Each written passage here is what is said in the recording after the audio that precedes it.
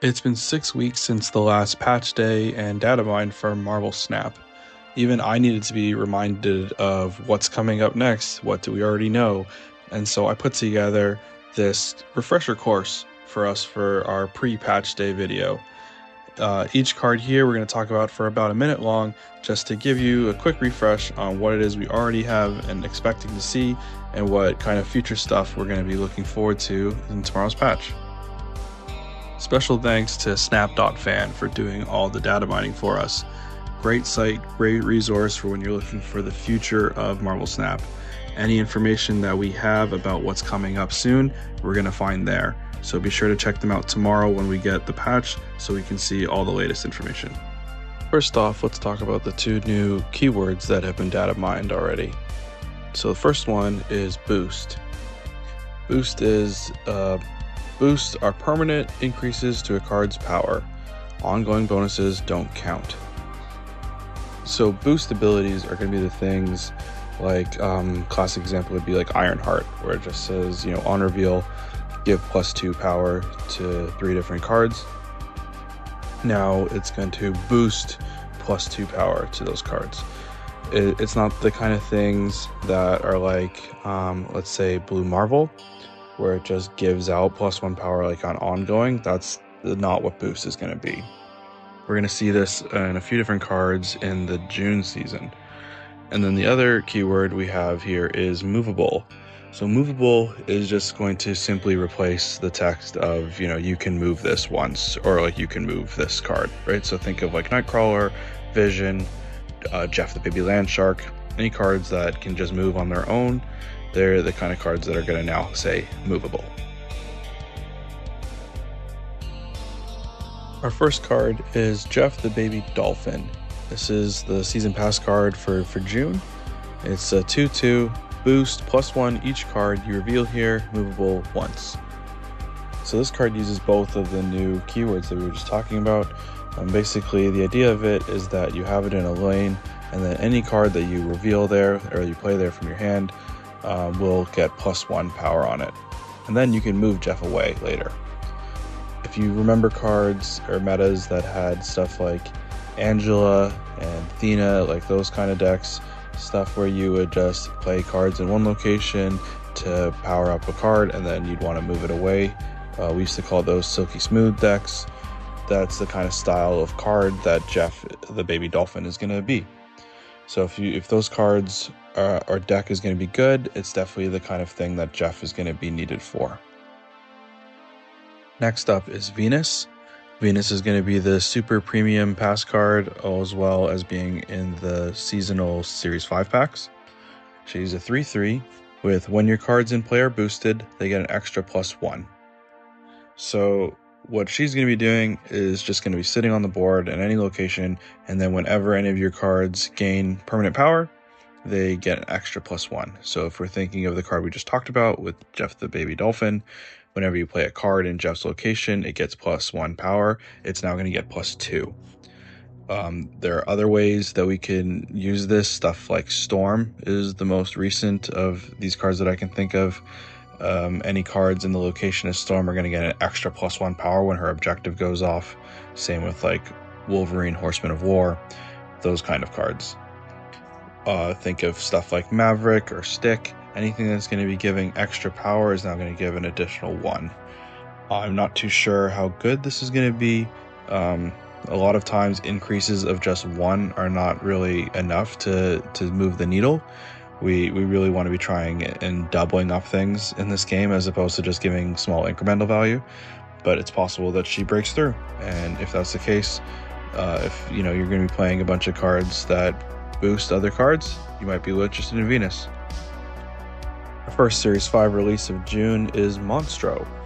Monstro is an 8/8 with this card's cost is reduced by the cost of your deck's top card. So when this first originally was data mined, I was pretty high on this text.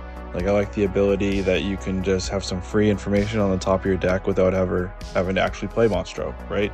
Just if you know what your deck composition is, as long as he's in your hand, you'll be able to tell what's coming up next based on the reduced cost of Monstro.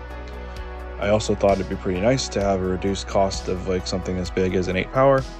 but now that we're seeing Wilson Fisk in the meta with 9 power that's easily played, Monstro's niche is kind of already filled. I'm not really seeing much of a home where this could go. I know there's talk of maybe like a ramp deck, but that doesn't really seem like the home for Monstro either, just because it has the biggest cost in it to reduce Monstro the most. I'm not too sure if that kind of deck really needs a cost reduced 8 power card. If any deck is looking for it, it's probably that, but I'm not too sure if it's going to make its home there at all. Next up is Jubilee Silver Surfer. She's a 4/2 with when you draw a card, boost it with this card's power. So the idea here is that as long as she's on the board, whenever you draw a card, it's going to get a bare minimum the +2 power that she has on base. If you can somehow find a way to increase Jubilee's power when you play him, or just even, increasing her power afterwards, any card you draw will have that amount of increase as well. So for example, if you played Jubilee on top of Agony, it would become a 4/4, and then every card after that you draw would gain 4 power. You could also do stuff like this with Maverick or Captain Carter, like just kind of the popular ways to increase power right now. Any other way that you could increase power, say with like Mother Ascani, these are the kind of things that you would want to be doing with Jubilee. Now, since she's only a 4 cost, that really reduces the amount of cards you draw to basically just 2 in a normal game. So whether or not you need 2 draws to have an extra bit of power is completely up to you and probably a little meta dependent. If there was a way to get down Jubilee consistently earlier as well as increase its power at the same time, then maybe we could see use for this, but at the moment I'm just not too sure where this is going to land. Releasing in Series 4 from High Voltage Overdrive is Quicksand. Quicksand is a 2/4 that says the next time your opponent would start a turn with bonus energy, they don't get it. So this is the long-awaited and heavily requested tech card for maximum energy. It only stops the first time they get it, but it doesn't matter how they get it. It's always going to stop something like Star-Lord Master of the Sun, the first time Luna Snow's Ice gives energy, Electro, the new Punisher, anything that gives bonus energy, Wiccan, it's going to stop the first instance of it, and then the next turn afterwards they would continue to get the energy they're supposed to get. So it's not like a full hard counter, but it's a good way to kind of keep them slowed down when they're trying to abuse max energy. The next Series 5 release is going to be Submariner. He's a 1/2 with when this card is boosted, add a random 1-cost character to your hand with that same boost, if in hand or in play. So he's a lot like a version of Sebastian Shaw, where when he gets power added to him, an ability happens. Sebastian Shaw increases that power even further. Submariner will give you another card to play into your hand with that same boost. The important part here is that it's not going to give them the same power as Submariner, so if you give Submariner a +2 boost and it becomes a 1/4, that doesn't mean that the 1-cost character it makes is a 1/4, it means it's also getting +2 on top of it. So you could get like a random Hydra Bob and it would be a 1/6 instead of a 1/4. There's not too many big 1-cost characters in this game right now, not a lot that I can think of that you'd want like a steady increase of. A majority of 1-costs I would say are not very helpful, but perhaps if they're just randomly generated to your hand, it might be better than just including them in your deck. This could be the kind of thing that Victoria Hand can take advantage of if you have a consistent way to boost Submariner. Since boosting is not ongoing power, you need to find ways that just give permanent increases. This could be the kind of thing that makes its own deck or just completely flops and is never really seen. The last Series 5 release for June is Namorita. She's a 3/5 with when you draw a card, give it -1 cost if this is your only card here. So it harkens back to the original Namor and Orca cards where they have ongoings that work only when they're the only card in the location, and as well as Namora that powers up cards that are the only card in the location. We're seeing that theme carried on here.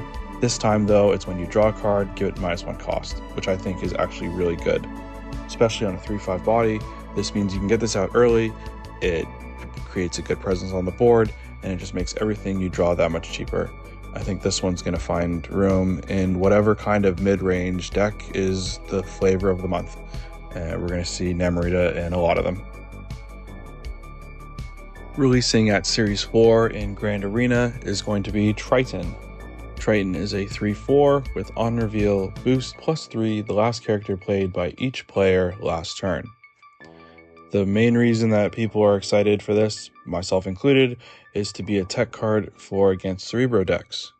Cerebro decks generally run Luke Cage, so you can't afflict their cards, but there's nothing to stop you from increasing their power and ruining their entire line. That's basically the best use case that we're going to see out of this.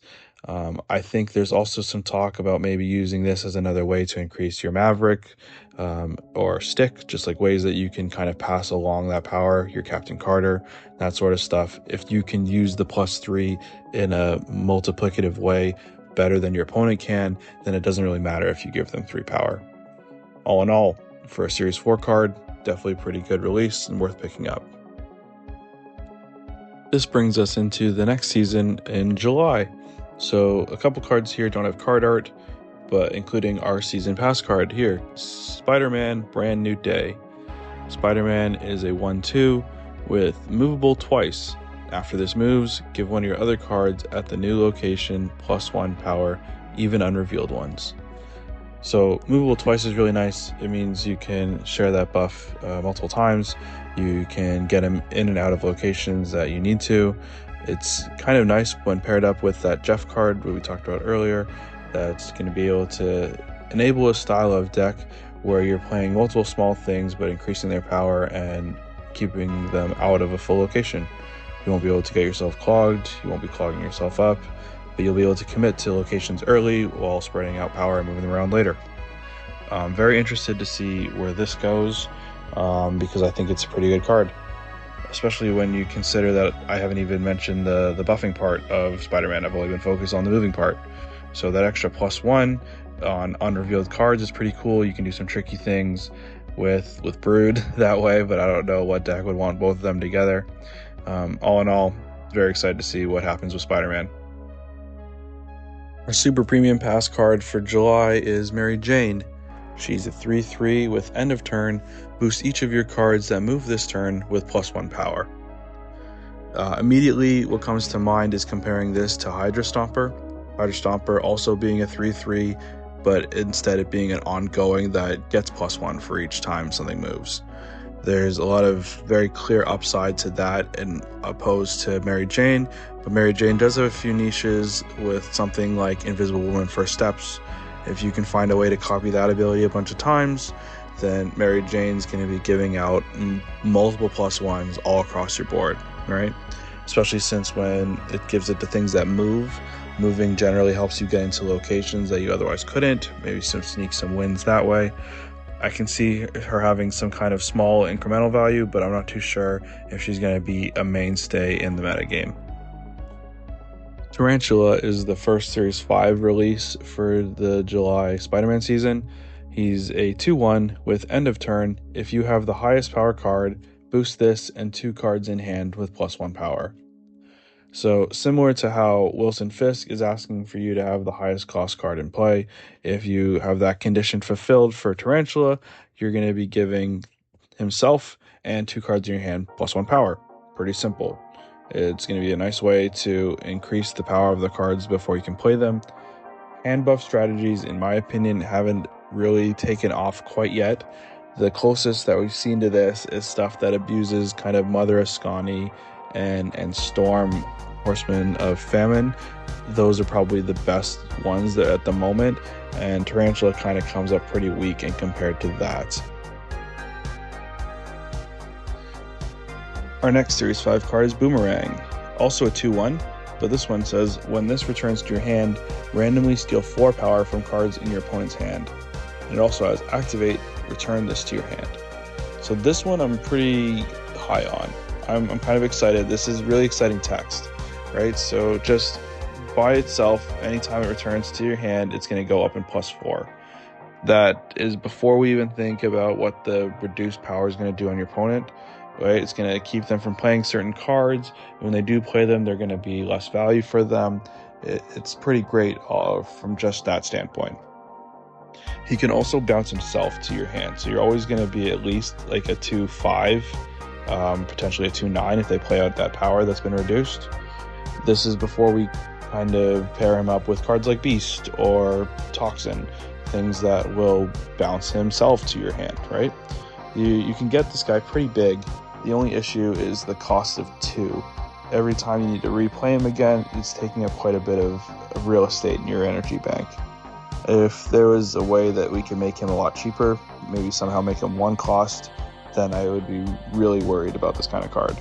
As it stands right now, I think he's going to be like a niche replacement in bounce decks, but he might not even see the cut there, to be honest. We don't tend to get the full season of Datamines when we're a couple months out, and so this is the last like full card that we have any kind of knowledge of. So this is Scorpion Brand New Day. Scorpion is a 6/7 with ongoing, double the afflictions on all enemy cards.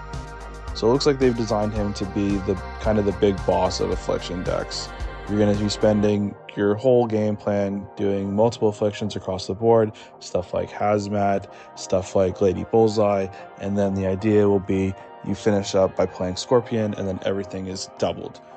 I can see this being something that afflict decks want. I'm just not sure if 6/7 is the right stat line for this. They already have trouble playing everything that they want to play in a game. Making this 6 means that this is the only thing you can play in the last turn. So unless you're pairing this up with some kind of way to cheat energy, I don't know how much we're going to be seeing this guy played. But if we do see him play, he's going to be a really big card. Because don't let the 7 power fool you. The double affliction on enemy cards is where the real power lies on him. Aside from everything we've talked about today, there's a couple more cards that we are expecting to get more information on. Aunt May, Sinister Sticks, and Spider Sense are just names that we have in the files, but no actual card information to go with it. These would be the ones that finish out that July Spider-Man season. We also don't know like what Series 4 cards are coming that season, like what are the limited game modes. We're going to have to see what's coming up then when we find that out. That also means that there's a whole other season coming in August that we just don't know about yet. Every time we have these data mines, we're always wondering if we're gonna like not get a whole month because it seems like we're a month ahead. We'll just have to wait and find out. Be sure to come back tomorrow when the data mines are done. I'll be giving my first impressions on all the new cards that we get data mined, as well as any changes to these existing cards. Thanks again for watching. Please leave a like and subscribe if this is the kind of content you guys are looking for. And until then, I'll see you guys next time.